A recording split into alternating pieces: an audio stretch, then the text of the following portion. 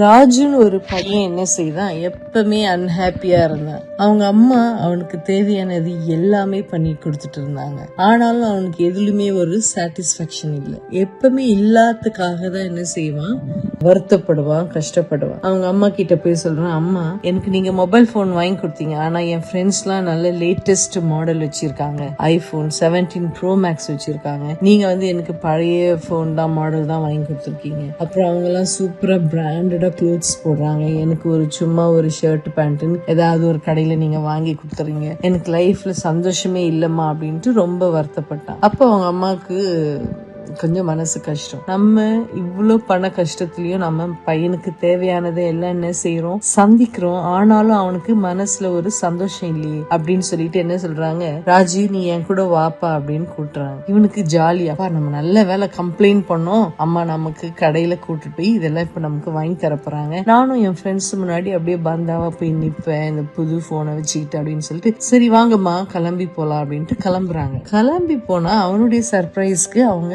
அவனை ஷாப்பிங் கூட்டிட்டு போல, ஒரு பெரிய ஹாஸ்பிட்டலுக்கு கூட்டிட்டு போறாங்க. இங்க ஏமா வந்தோன்னா வாப்பா அப்படின்னு கூட்டிட்டு போறாங்க. கூட்டிட்டு போய் அங்க ஒரு பையன் படுக்கையில இருக்கான். அவன் நடக்க கூட முடியாம, அவன் ஒரு ஆக்சிடென்ட்ல மீட் பண்ணி நடக்க முடியாம கை கால்லாம் ரொம்ப பிராக்சர் ஆகி ரொம்ப கஷ்டப்பட்டுட்டு மாச கணக்குல என்ன செய்யறான், ஹாஸ்பிட்டல் படுக்கையில இருக்கான். அப்போ இந்த பையன் போனதும் இன்ட்ரோடியூஸ் பண்றாங்க, இவன் தான் என் பையன் ராஜு, இவனை பாரு, இவன் ஃபியூ மந்த்ஸாவே பெட்ல இருக்கான், I just want to introduce அவனை உங்களுக்கு காட்டணும் பாரு அப்படின்னு சொல்றாங்க. அப்ப அந்த பையன் சொல்றான், என்னால காலை அசைக்க முடியாது, கையும் அசைக்க முடியாது, பட் நான் உயிரோட இருக்கேன், அதுக்கு கடவுளுக்கு நான் நன்றி சொல்றேன், நான் அவரெல்லாம் நொந்துக்க மாட்டேன் அப்படின்னு சொல்லி அந்த பையன் சொல்றான். சொன்னதும் ராஜுக்கு அப்படியே ஒரு மாதிரி இருந்துச்சு. அப்போ அந்த பையன் வேற சொன்னான், நான் லைஃபுக்கு கடவுளுக்கு தேங்க்ஸ் சொல்றேன், ஆனா நீங்க நடக்கிறீங்க பாரு, அது ஒரு பெரிய பிளஸ்ஸிங் உங்களுக்கு, நீங்க எப்பவுமே கடவுளுக்கு நன்றி சொல்லுங்க அப்படின்னு சொல்லி இந்த பையன்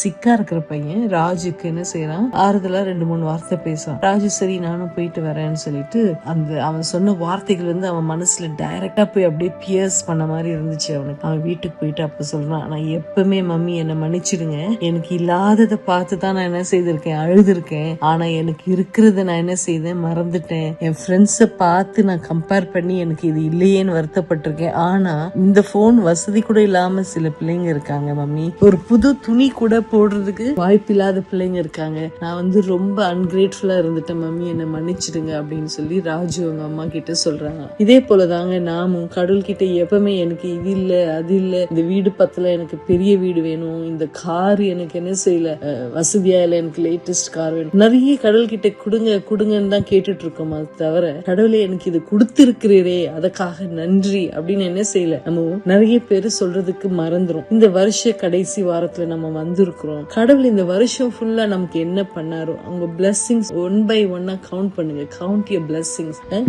நீங்க ஒன்னொன்னா எண்ணி பார்க்கும்போது கடவுள் நமக்கு செய்த ஆசீர்வாதங்கள் ஏராளமான ஆசீர்வாதம். இப்போ நீங்க பெட்டுக்கு படுக்க வந்திருக்கும் போது உங்களுக்கு இந்த வருஷம் ஃபுல்லா என்னெல்லாம் பிளெஸிங்ஸ் கடவுள் கொடுத்தாரோ அதை நினைச்சு அவருக்கு நன்றி சொல்லிக்கொண்டே என்ன செய்யுங்க, தூங்குங்க. தேவன் உங்களை கண்டிப்பாக ஆசீர்வதிப்பாராக. Good night.